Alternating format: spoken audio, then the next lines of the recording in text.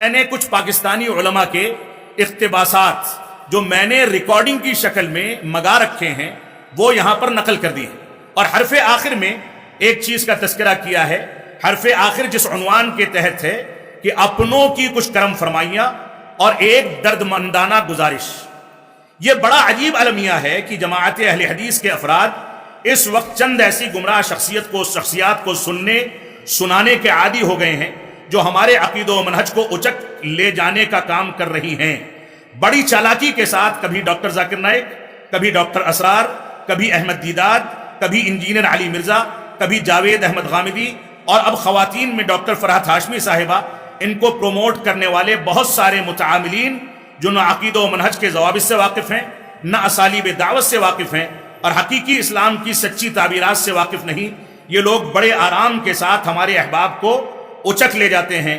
افسوس تب ہوتا ہے جب اس قسم کے نازک مسائل اور نازک فتنوں کی جانب خود ہمارے بعض احباب غلط رہنمائی کر دیتے ہیں۔ بڑے افسوس کے ساتھ یہ بات لکھنی پڑ رہی ہے کہ جدہ سعودی عرب کا ایک دعوتی چینل، جس کا نام لینا میں مناسب نہیں سمجھتا ہوں، جو فرحت ہاشمی صاحبہ کو نہ صرف پروموٹ کرتا ہے بلکہ ان کی غلطیوں کی نشاندہی کرنے کے بجائے اس کی توجیہ و تعویل بھی کرتا ہے، اور صوفیہ کا طرز اختیار کر کے خواب کی تعبیرات بیان کرنے میں بھی فرحت ہاشمی صاحبہ کی بہت ساری فضیلتیں اس چینل نے اپنے چینل پر ریکارڈ کر رکھی ہیں۔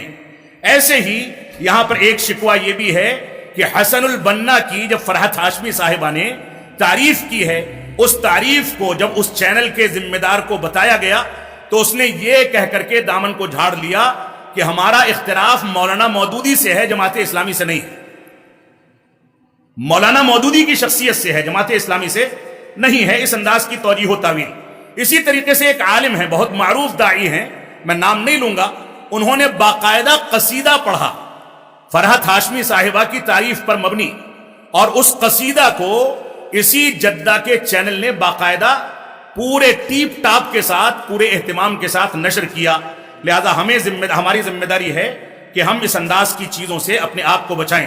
ایک شکوہ یہ بھی ہے کہ پاکستان کے ایک عالم دین نے ابھی چند روز قبل یہ دعویٰ کر دیا، اس کی ریکارڈنگ میرے پاس موجود ہے، کہ فرحت ہاشمی صاحبہ نے مسلک اہل حدیث کو قبول کرنے کا اعلان کر دیا۔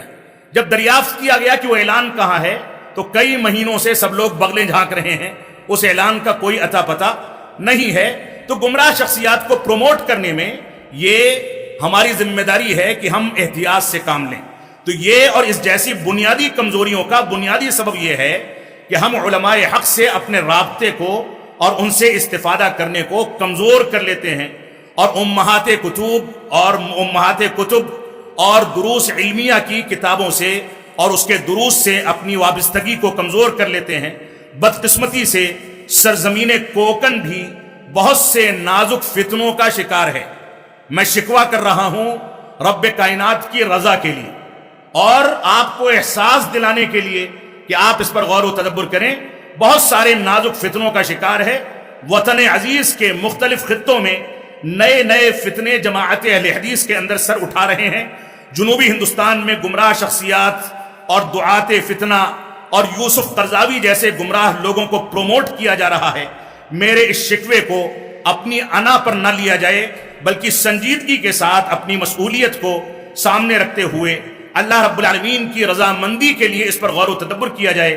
ایسا نہ ہو کہ جب ہم کو ہوش آئے تو دیر ہو چکی ہو اور ساری کی ساری چیزیں ہمارے ہاتھ سے نکل گئی ہوں۔